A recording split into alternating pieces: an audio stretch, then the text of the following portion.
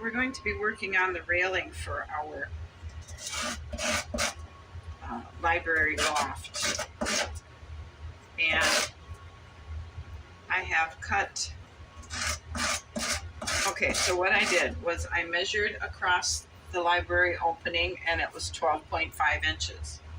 So I took an inch off to allow space for each post, and that's ½ inch across, so that's an inch there. So I took an inch off, so that leaves 11.5. And I subtracted 3 inches from the door or the gate opening, because the stair openings are usually about 3 feet. So I took off 3 inches. So 11.5 minus 3 inches equals 8.5.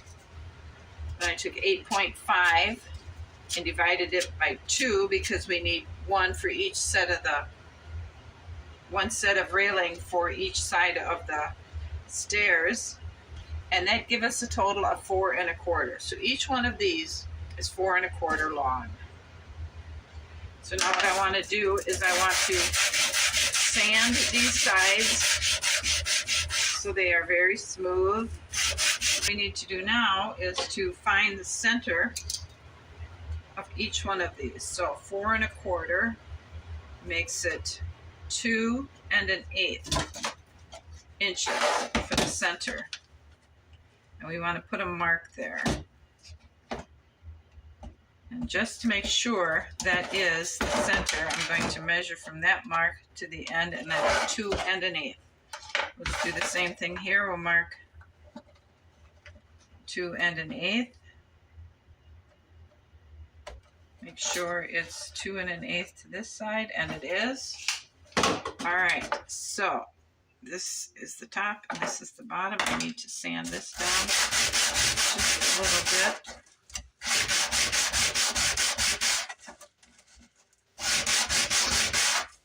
Okay, now I need this, and these will be taped to this square because I want to make sure that they are going up and down, or that it is square and not cockeyed. And here's so because these will not fit in here, see, they're just too big, I'm going to have to sand both ends down. Okay, that fits in there good. Now I need to make sure this other end, because see, I sanded them down.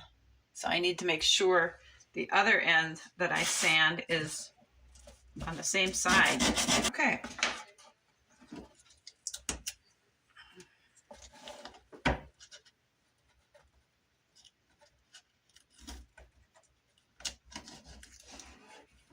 Now let's put some glue on each end.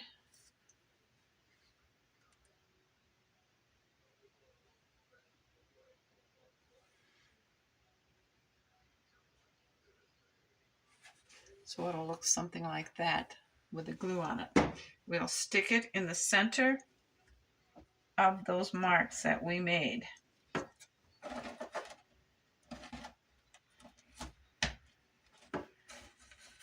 And then I'm going to make sure both of these handrails are up against this, taped into place. And we'll squeeze this tight. So I'm going to go ahead and get another one. Okay, so then I have this piece. It is cut 5/8 of an inch long. That's going to be our spacer. So we'll put it in here, put glue on this one.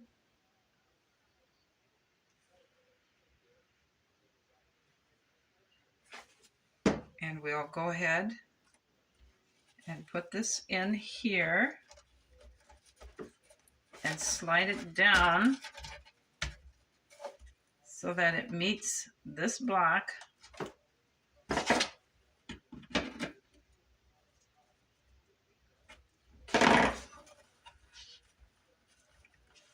And then we'll slide it down to make sure this end is correctly placed. And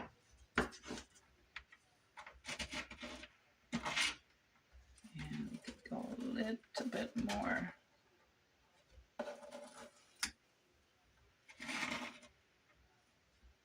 Okay.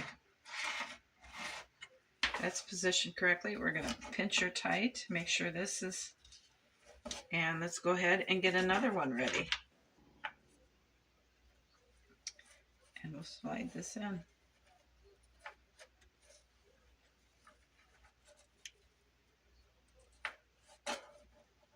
Just like that.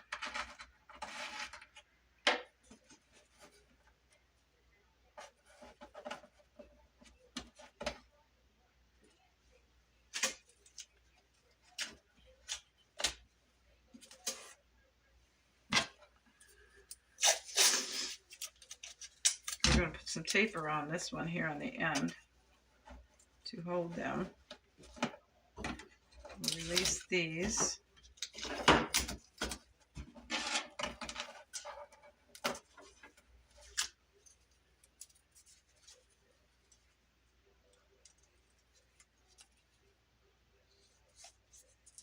And then we're going to flip this around.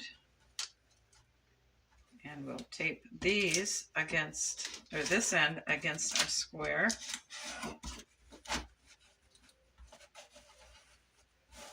And pinch it shut. Now we'll go ahead and put our spacer in. We're going to recheck this. Looks pretty good. We'll put our spacer in here.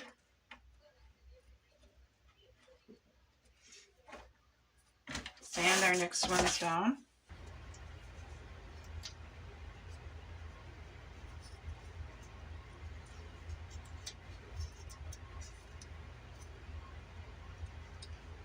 We have the second one made. One set of railing glued to the post, so that will go. The room is back here because I made it flush with the front. So that one's done. We have the other side glued up here. So now we have the two sides.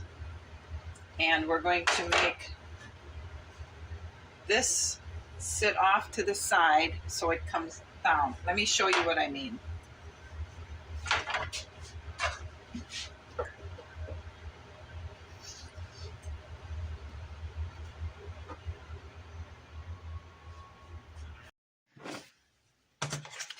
All right, see, we're going to line this post up with that edge. This post up with that edge so it kind of swoops it out, and that will make kind of a super cool stairway. These, when I glue them in, will be glued up higher. I just have them balanced, and there we'll have the bookshelf there, and the beam and the beam. And then we'll have some kind of nice curtain up there. Anyway, this is looking really, really good. So let's just keep moving ahead here. I should tell you also that I think I'm going to take and stain this to match that. And that is the same stain as this. So we're going to have a darker post and railing, and the spindles, I'm going to leave the color of the floor. The stairs, I have already got the wood glued on it to make it look nice and neat, and I will stain that color. The top steps here, I don't know if I'm going to put a piece of thin oak veneer on the top of that or leave it like that, but this will be the same color as that and the spindles. The two posts that will sit here and here will be marked, will be stained dark to match this, and the window trim. It'll all be the same color, and I think that will look really nice. The bookshelves I'm rebuilding are going to be the natural color of the oak. So we keep the reflective light in there, and it doesn't become the dark problem it was with the first bookshelves. That was a mistake.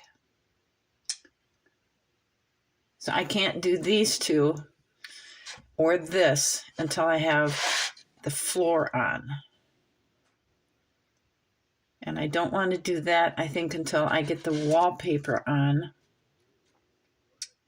and the bookshelves ready, because if I have to, make it not fit snug wall to wall, the flooring, because of the lack.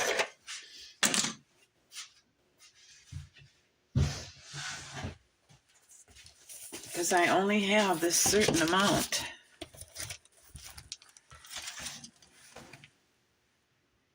So if I have to splice it, I want to splice it back there so you can't see the seam. Okay, let's start figuring out what we need to do with wallpaper here. I made that template. I made a template to match this. And let's just clip it in place so it doesn't walk around on us. I'm thinking that we don't need to put wallpaper where the bookshelves are going to go and where the fireplace is going to go, because I want to glue those right to the wall. We have this piece here, and we're going to go ahead and clip this into place.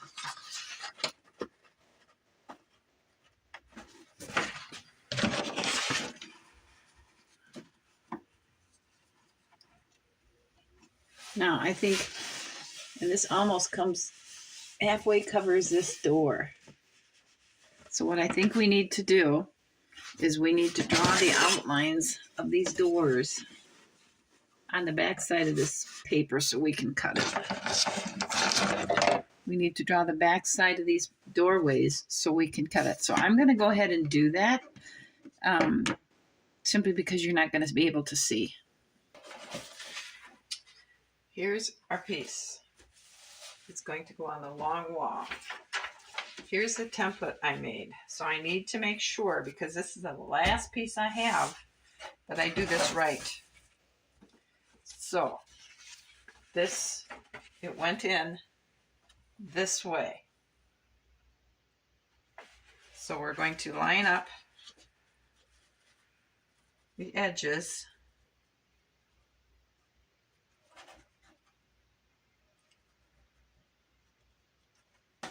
Edges on the top, I think, because those are all the finished edges. Okay, now let us take and do what? Tape it down.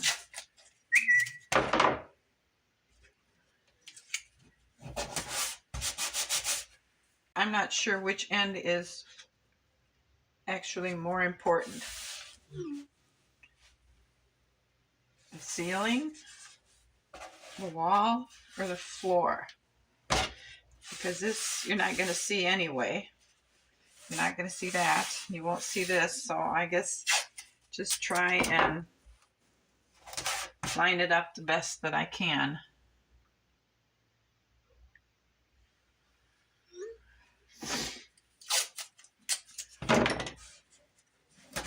And hope it's right. Well, there's no hoping about it. It will be right. Okay. Best way to cut this. I don't think it's with my scissors. Maybe I should just draw a line. And, oh, you know what? Well, that looks pretty much straight across the pattern there and there. This is just a tad bit off, but it's going to be behind the fireplace and the bookshelves. So let's just draw a line. So I can cut it with a paper cutter. Okay. And this we'll cut with the scissors.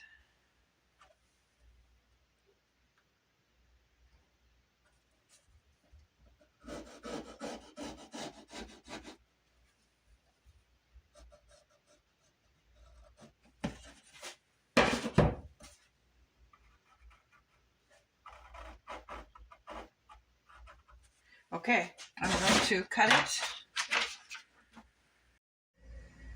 All right, I just clamped the ceiling beam up in there. I just clamped the ceiling beam up there, and this is what it looks like so far. I have to trim that beam off because it's a little bit long. Now envision it with 2 bookshelves and a massive fireplace. All right, so this is the template. This is the template for the last piece of wall. So we want to make sure the wallpaper goes that way and the template goes here. So we're going to go to the top of the wall. And we will, again, I'm not going to tape it because it's just a smaller piece. We'll draw the line. We'll draw the line in here for the door. And I think I'll just go ahead and put all the paper up, and then when we're ready to start gluing things in, we can cut the wallpaper. But for now, I think our best bet is to just tape it all in.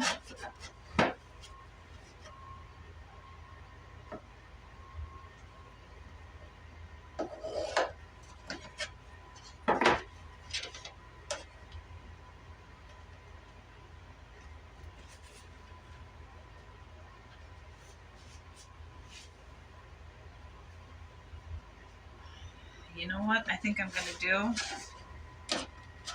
I'm going to erase this line because I want to make sure I give myself enough wallpaper with pattern to match the partial piece that's already over there. So I think what we'll do is we'll back it up a row and a half because everything is papered except for that last section, and that last section is this, so I don't need, and everything is fitting, so I don't need to worry about, yeah, this is all that we need right here. And if for some reason I do manage to really mess this up, we will, I don't know, we will figure it out. Rip it all off, I guess.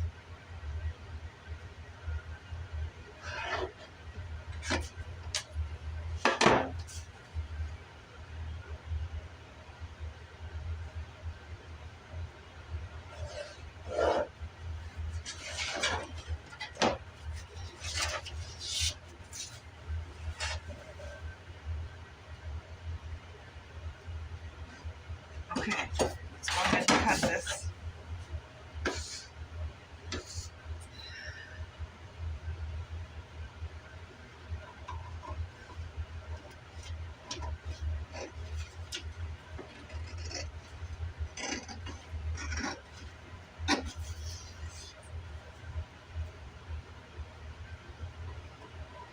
Piece. I'll put it in, and then once I get it in place,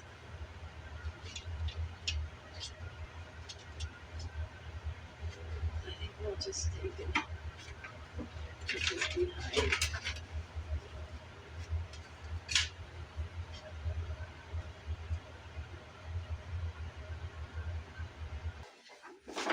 Okay, when I cut this, I was super confident. There's no way I can mess it up. But yes, indeed I did. And I don't know why I didn't see it. When I cut this, I tried to match it so the patterns would go across here. Okay, but I didn't match it going this way. So, because see at the top,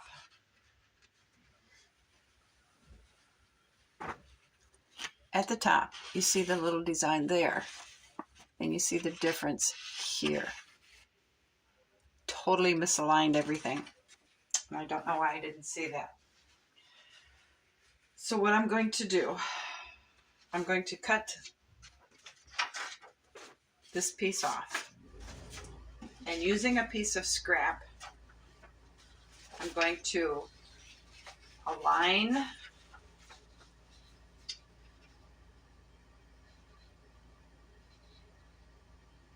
this, like this. Because this is the doorway, so we can use that. So I'll cut this off, cut it off here, so that'll be lined up. And then this part here, being as it will be cut off, we can just line it up like that. The bulk of this is going to be behind the bookshelf anyway. And the piece on the door is going to be so far back, you're not really going to notice it. And if it is noticeable, we'll put some kind of a wall plaque or something over it so your eye goes to that and not the seam. We got this. I'm not fixing it tonight, we'll fix it tomorrow. I just wanted to show you, I have my new bookshelves drying. There they are. So we're just going to leave these blocks of wood on them till morning when everything dries. And then I got to thinking, because I had planned on using this one on the side of the chimney. Well, guess what? This one isn't going to match this wood, because I'm leaving this wood the oak color, and I have a dark colored bookshelf. I have enough lumber left over. I can make the two sides. I can use this oak and cut out the shelves and the top and the bottom plates. This I can use for the top and the bottom plates, I think. And we can use this for the back plate. So I have the supplies here, and I'm going to work on that tomorrow. I'm going to fix the wallpaper tomorrow. So we're going to close this video out here, and I'm going to regroup thought-wise and call it a night. Thank you for watching. We're kind of all over the place here. We'll get it done. We're starting to tie up loose ends is what's going to happen. Oh, I do want to show you something. I still believe we're going to go with the dark posts and the dark top and bottom railings. The spindles we're going to leave light color. So this is the finish. It is a triple thick polyurethane finish. It's what I used on the ceiling beams because I didn't have anything different. But I have a new product I am totally going to want to use. This is going to be on the floor and all the rest of the wood, even the stain stuff. It's this. It is by Minwax. It's fast drying, wipe on polyurethane, warm gloss. The difference is night and day. Let's see if I can show you. This is the warm gloss, the wipe on finish. This is the triple thick polyurethane. I love this one. See, they both started out exact same wood. And look at how it changed it. We're going with a wipe on polyurethane, warm gloss. Okay, so Now, with that being said, guys, I'm going to close this video out and wait for things to dry and start fresh. So I shall see you again. Thank you so much for watching. Have a great afternoon. Bye.